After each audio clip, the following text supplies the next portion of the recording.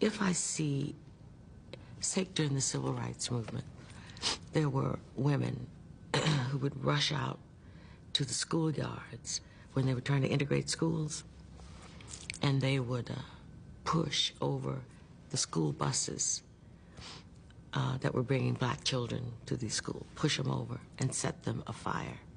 And when I saw that, I was wondering whether I could ever get a group of black women under any circumstances, from any walk of life, to hurt some white children, to set a bus on fire full of white children for any reason.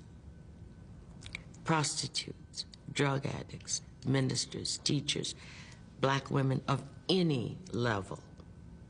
Could I call them all together and say, we have got to burn these white children?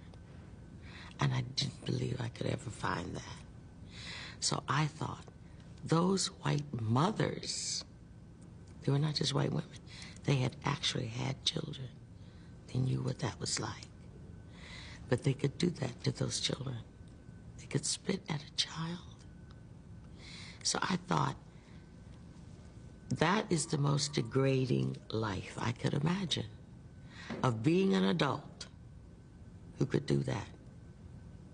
If I were those white people, the absence of that shame was so profound that the real victim was not those children.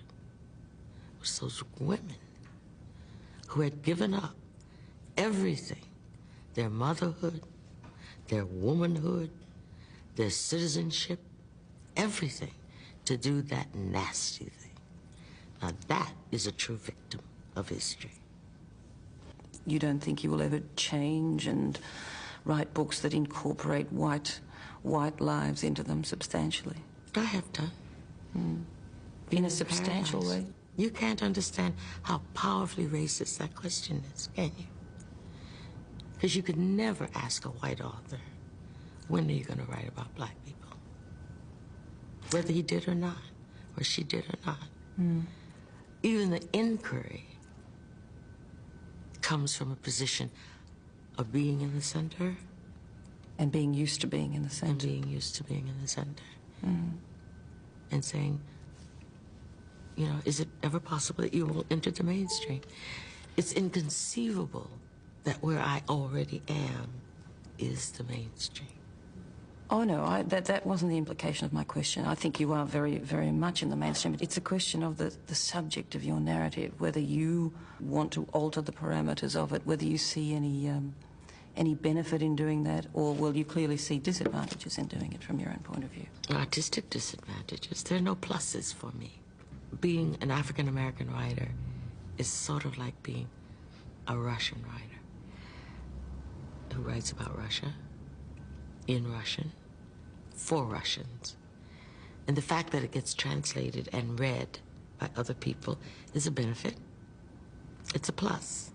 But he's not obliged to ever consider writing about French people or Americans or anybody. If you can only be tall because somebody's on their knees, then you have a serious problem. And my feeling is white people have a very, very serious problem. And they should start thinking about what they can do about it.